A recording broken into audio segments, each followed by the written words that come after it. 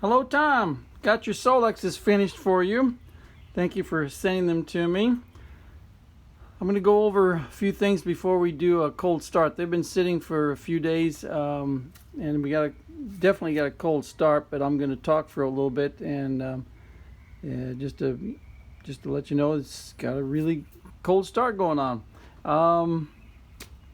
Let's see. Let's take this off the tripod and do a little quick tour. Things that we will be discussing: idle mixture screw. This is blanked off. This one doesn't do anything, and this is the idle mixture screw on the first barrel of each carburetor, and this is where the adjustments are done in terms of idle mixture. And then we've got your idle speed right here. And if you decide to change the idle speed, whatever you do to one, you do identical to the other because they're both the same thread pitch, and they have the same effect on each lever. This is your choke levers here. I have a little wire to attach these things.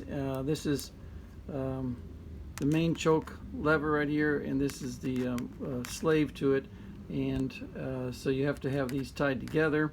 If you, what I suggest is you tie these two together, maybe with a tie strap or something, and then run your return spring from over here, from the throttle lever over to the inner fender, and run the engine in the car without the air log, so that you can adjust things and check things and make sure everything's hunky-dory.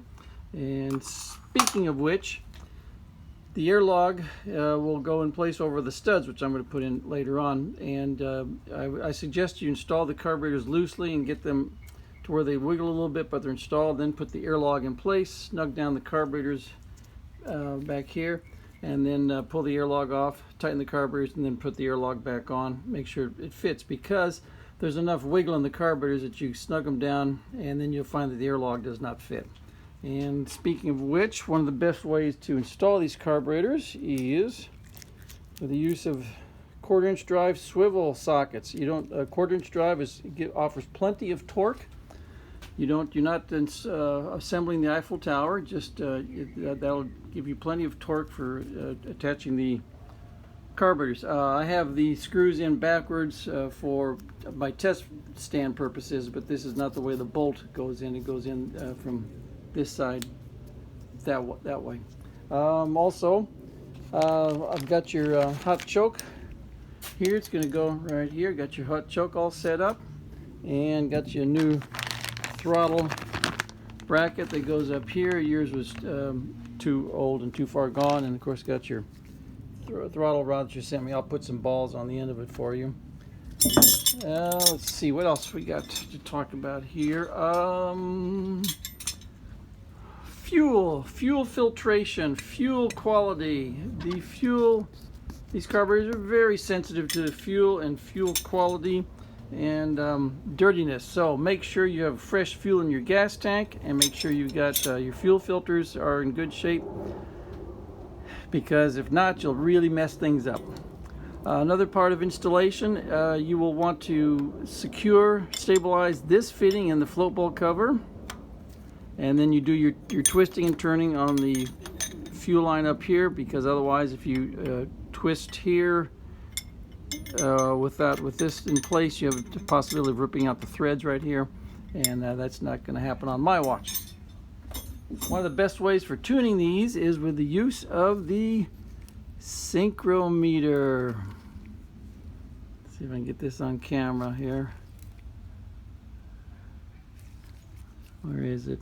STE synchrometer, and this one right out of the box, the BK1-35, right out of the box. This thing fits these carburetors perfectly, and what we're looking for here is uniform airflow through the first barrel of each carburetor and minimal airflow through the second barrel of each carburetor. And that's because these things idle and run on the first barrel of each carburetor up until about 3,000 RPM, and then the vacuum diaphragm is the vacuum from here opens up the diaphragm and opens up the second barrel. Let's see, I've also got I'm going to use my analog RPM gauge over there to show you about adjusting them and how I adjust them and tune them. Let's see, you've got a little bit of adjustment here to line up the choke levers. You can adjust a little bit there. You'd have a little bit of adjustment also. Let's make a note of what happens when you do operate the choke. All right, so I'm going to pull up on the choke and watch right here. This throttle rod is going to move. See, we got that throttle rod moving. Well, when you pull the choke, you're pulling everything from here all through your throttle linkage all the way back up to your gas pedal. And so that's why it's tough to pull on the choke. And it's also tough because this, you're pulling straight up, and this wants to come up in an arc. Let's get this on camera.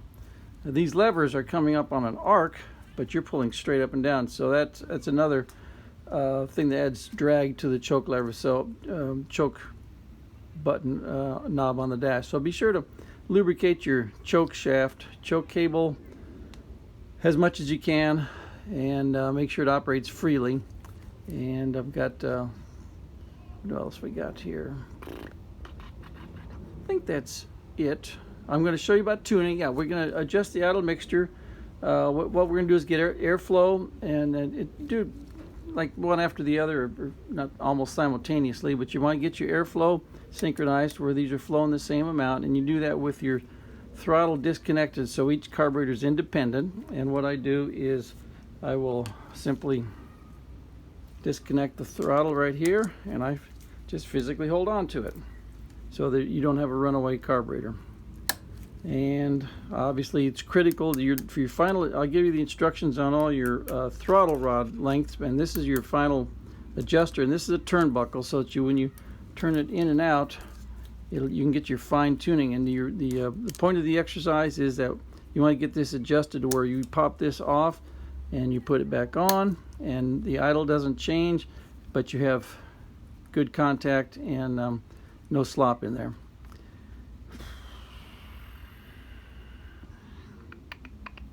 Let's see, I think, yep. All right, let's try. Let's see. You got your fuel pump on the other side, which has a priming lever on it, and be sure to use your priming lever if the car sits for quite a while. By the way, in the major metropolitan markets, the quality of fuel we're getting is so miserable that it lasts about 3 months in the tank. So anything older than that should be tossed out. If you're in an area where you have ethanol-free fuel, be sure to use some of that. That's your best bet.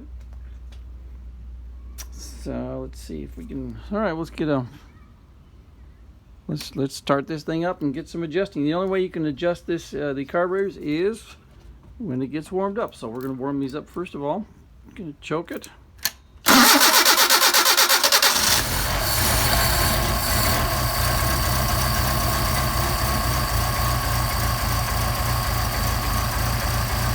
How's that for a cold start? That's pretty damn impressive, actually. So I'm going to get these warmed up. I'm going to get some water temperature down here. And then we'll do the adjusting.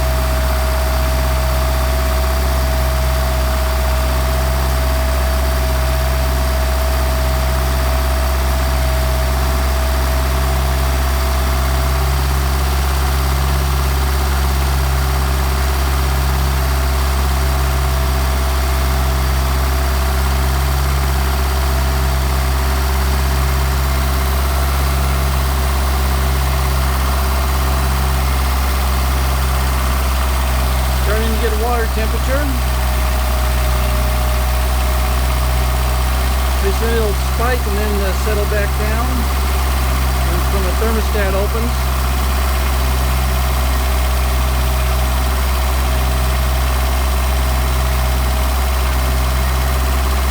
There we go, thermostat open.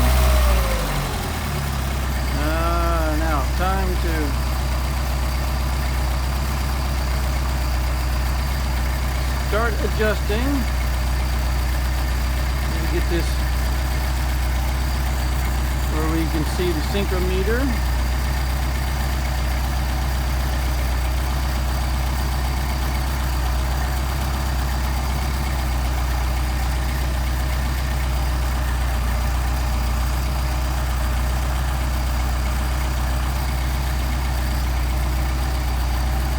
See it over here.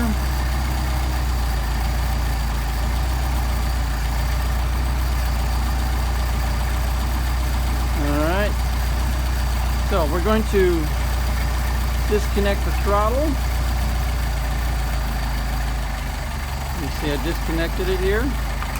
And you can hear the RPM drop because I did not have the throttle rod adjusted properly, 100%ly. Now we're going to check our airflow and get them uniform. I'm running 4.5, almost 5 there. 4.5, almost 5 there, obviously, because I already adjusted them. Make sure we have minimal airflow here, a little under 2. Airflow a little under 2. And now we're going to adjust our idle mixture screw. Let's show you how that works. Move the camera a little bit.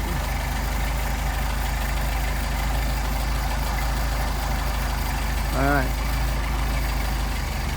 change hands. The idle mixture screw, you're going to screw it in and screw it out until you get your best idle RPM, idle sound. And it's real sensitive. So we're going to screw it out and you'll hear the engine stumble. We'll screw it in, you hear the engine stumble, we're going to get a midpoint. And you can adjust this to suit your engine. This is not going to be set in stone. This is something that you can adjust. It's going to depend on the atmospheric conditions, the condition of your engine. Temperature, humidity.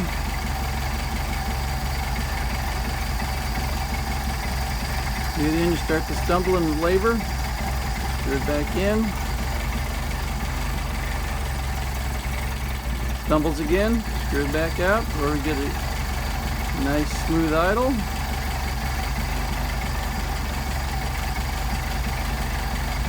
And you've also, these carburetors are set up, you've got a little teeny screw right here. If you have a manometer like you use on motorcycles, you can hook up the manometer right there and do this with the airlog in place. Obviously you have to have the airlog off to use the synchrometer. Now we're going to go over to the other carburetor. Do the adjustment on it. There we go, you can see that. So we're going to go in and out. You can already hear it dying. Back out, here pick up. Starting to falter a little bit, and what I do is I use the extra tachometer here.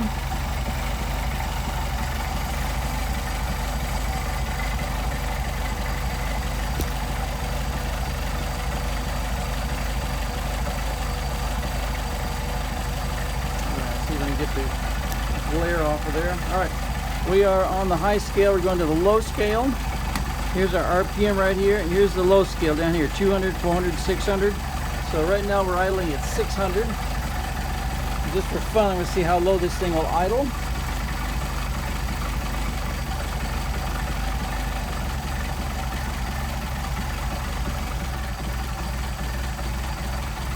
$500.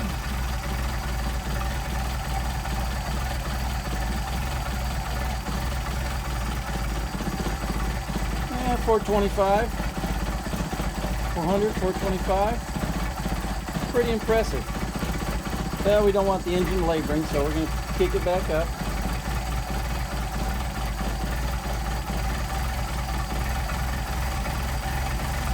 Should be around 750. Whatever sounds good to you, whatever you like. So I'll bounce it up to 7. I like 7, sounds good. All right, so we know we've got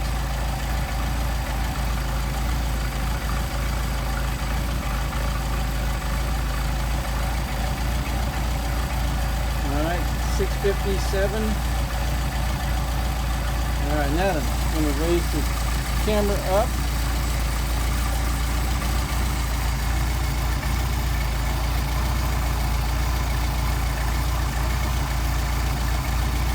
See if I can do the. Okay. Now we know we got in the RPM range in general. So what we want to do now is synchronize the airflow. So we're up about 6.5, almost 7. So we're going to back this one off. I like the lower RPM personally.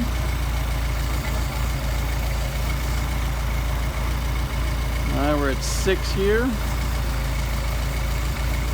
6 there, and we got 700 RPM approximately. There you go, about 700 RPM. Now we're gonna. Next thing is you're gonna have your linkage already set up, and then what you're gonna do is you're gonna adjust this one. Adjust this linkage to where when you put it in place, it doesn't change your idle. All right, we did good. And you're going to blip the throttle. And if you get any backfire, that means the idle mixture screws are in a little bit too much, and you back them out just a smidge.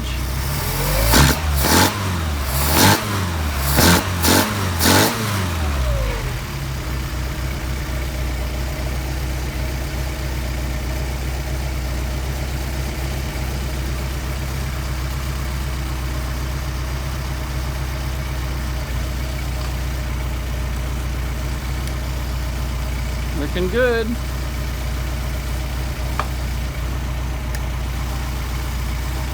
Yep, now on camera. Now we're looking good.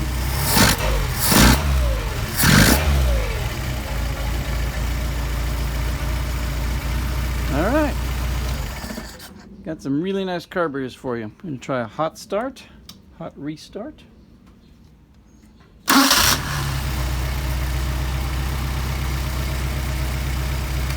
All right, thank you for sending the carburetors to me. I appreciate your confidence in me, and I got you a good set of carburetors. And I always am available to help with any questions that you might have.